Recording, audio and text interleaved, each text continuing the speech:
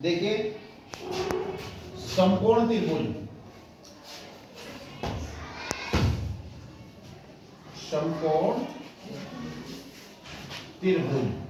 अब इस त्रिभुज का बहुत ही ज्यादा आपको फायदा मिलने वाला है। इसे बोलते हैं इंग्लिश में right angle triangle. Right angle triangle समकोण त्रिभुज किसे कहते हैं? ऐसा त्रिभुज जिसका एक कोण 90 अंश का हो उसे हम समकोण त्रिभुज कहते हैं।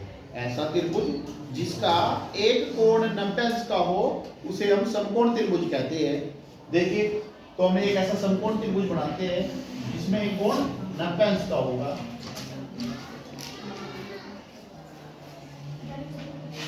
ये आपकी समकोण भुजा हुई बेटे।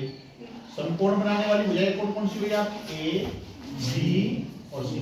ए बी और बी सी समकोण बनाने वाली भुजाएं हुई। तो हम इन भुजाओं के कुछ नाम रखते हैं अपनी तरफ से। हिंदी में हम इन्हें इसको कहते हैं लंब। जो खड़ी हुई भुजा होगी, जो ऊंचाई होगी इस त्रिभुज की, लंब को ऊंचाई भी कहते हैं लंब। और ये बी सी क्या होगा बेटे इसका? आधार।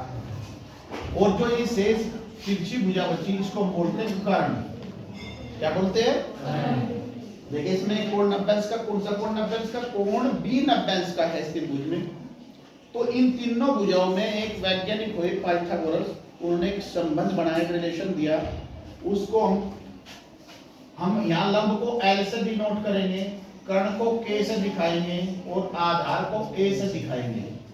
और इन तीनों भुजाओं में हम पाइथागोरस प्रमेय, बहुत इंपॉर्टेंट चीज है जो आपके भविष्य में मैथ से संबंधित चलती चली जाएगी। पाइथागोरस प्रमेय। ये पाइथागोरस प्रमेय क्या है? पाइथागोरस वैज्ञानिक ने इन तीनों भुजाओं में एक संबंध बताया।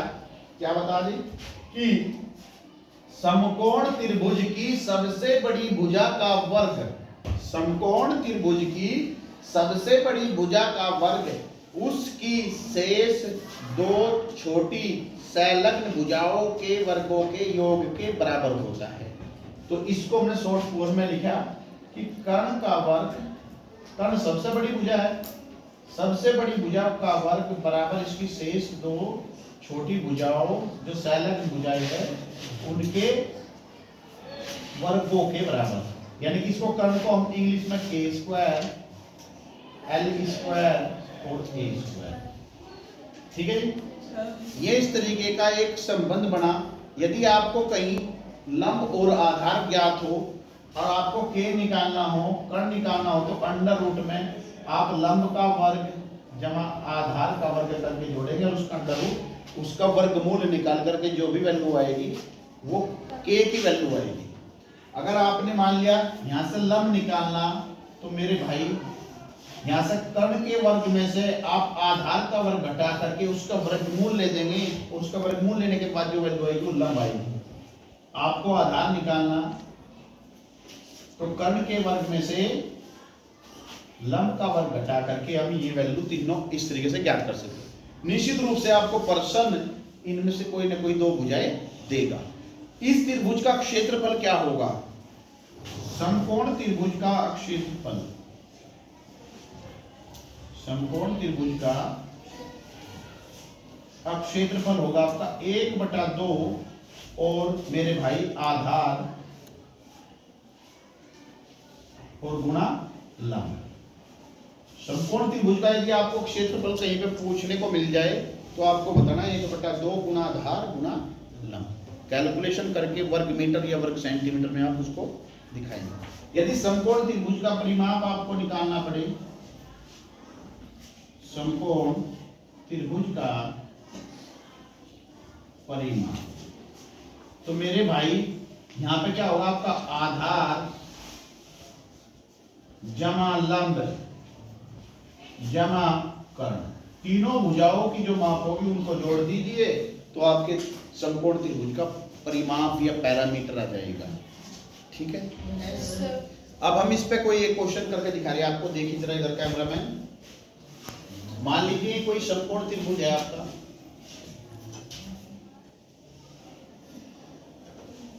कुछ भी नाम दे सकते हैं आप, P Q R A B C D या जो प्रश्न ने आपको दिया है।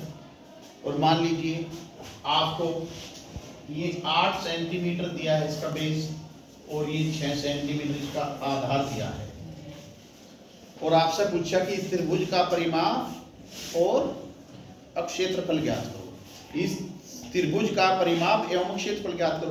तो हमें क्या आई, देखिए क्षेत्रफल में तो मैं आधार नाम चाहिए जो दोनों आपके पास अवेलेबल है, लेकिन परिमाप में कर्ण भी चाहिए जो आपके पास नहीं है। तो सबसे पहले आप पाइथागोरस प्रमेय लगाएंगे और इसके के की वैल्यू निकाल लेंगे। पाइथागोरस, ये बार बार लिखना, जब आप बार बार एक चीज को लिखेंगे तो वो चीज ज्यादा से ज्यादा आएगी। के बराबर क्या होगा आपका अंडर रूट में एल स्क्वायर प्लस ए स्क्वायर, वहां से फॉर्मूला उठाया, यहाँ रख दिया, के निकालना।